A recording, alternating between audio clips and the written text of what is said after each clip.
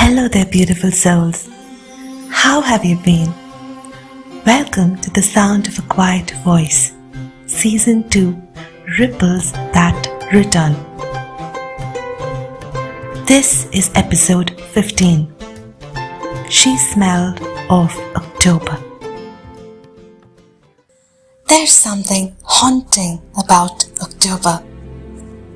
A strange quietness that lingers between the end of rain and the beginning of winter. The days grow softer, the air turns wistful, and memories somehow feel closer than ever. There's a certain melancholy in the way October smells, like old books, fading sunlight, and sometimes jasmine. Yes, jasmine, that flower whose scent fills the air like a forgotten promise. To some, it's just another bloom, but to those who've loved and lost, it's the lingering fragrance of something that refuses to fade. And that's where this story begins. A story of a man who never believed in grand words or endless declarations. A man who found love not in what was said, but in what was felt. And a woman whose silence spoke louder than any word ever could.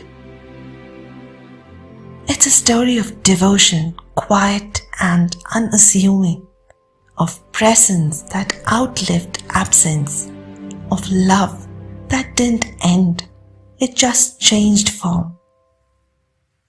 This is She Smelled of October, a story penned by Ilayamagan, Guruprasad, a story that whispers softly that love, even when it falls silent, still breathes in the scent of jasmine.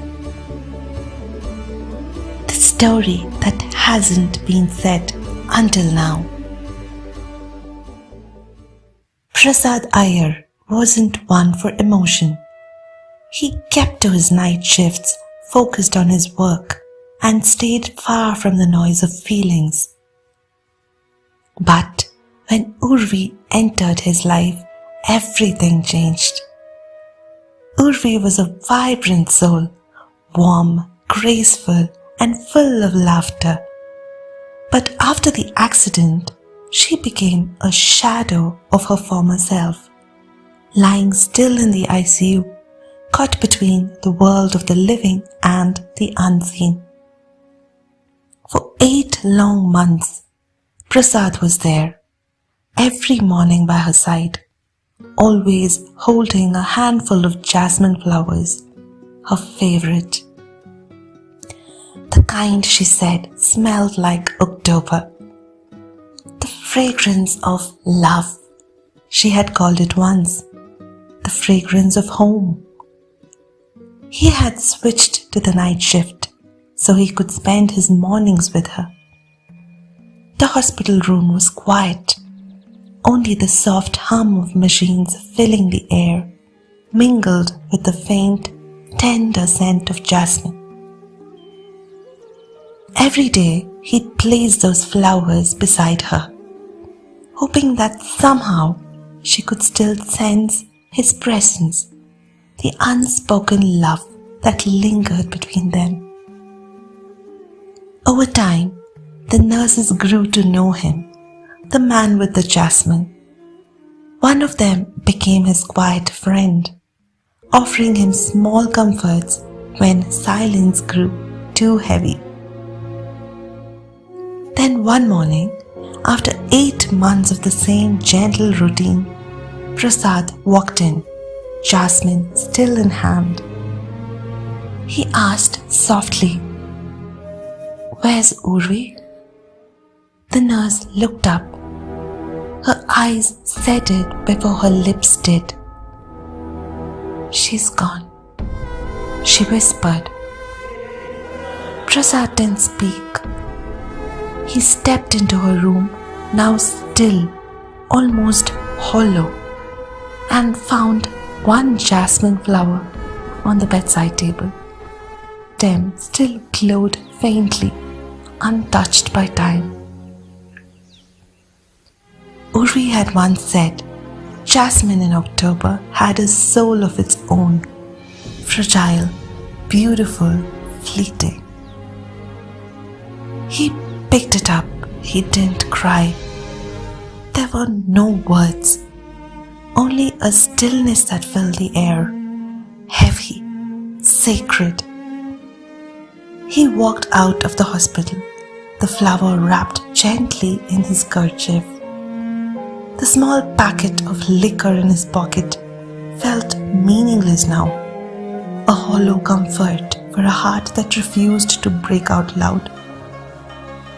When he reached Urvi's mother's house, he stood at the doorway, the flower trembling in his hand. Give this to Urvi, he said softly. Her mother took it, her hands shaking, eyes glistening. She placed the jasmine in front of Urvi's photo frame and whispered, Yes, Karna, this is from you. She'll always know.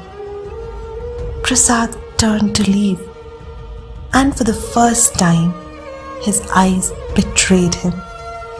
A single tear slipped down his left cheek as he walked through the garden.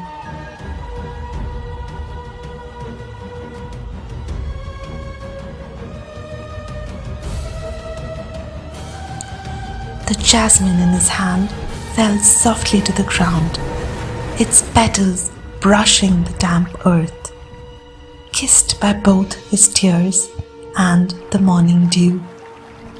And in that quiet moment, the story of their love, fragile, fleeting, yet unforgettable, came to an end.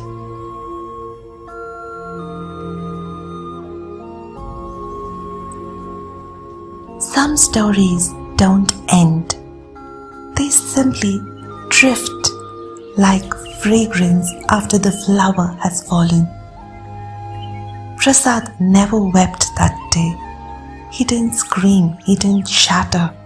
He just walked, carrying a single jasmine flower in his hand, as if it held the last breath of everything he'd ever loved. And perhaps, in a way, it did. Because love isn't always loud. Sometimes it exists in the quietest gestures. A hand that lingers, a promise never spoken, a flower left on a bedside table. Urvi was gone. But in every October since, the air still carries her name. In the hush of early dawn, in the rustle of leaves, in the faint trace of jasmine that seems to appear out of nowhere, she returns. Love never truly leaves. It finds its way back, through memory, through time, through scent, through the hearts that once dared to hold it. So, if you've ever loved someone who no longer walks beside you, close your eyes tonight. Take a deep breath.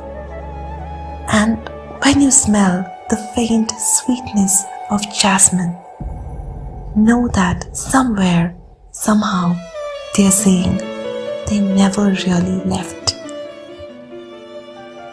This has been She Smelled of October, a beautiful story penned by Ilayamagan, Guruprasad, in the voice of AeVey Speaks. Until we meet again, listen for the quiet, feel the echoes, and remember, some loves never fade. They just change the way they speak. This is the sound of a quiet voice. ripples that return.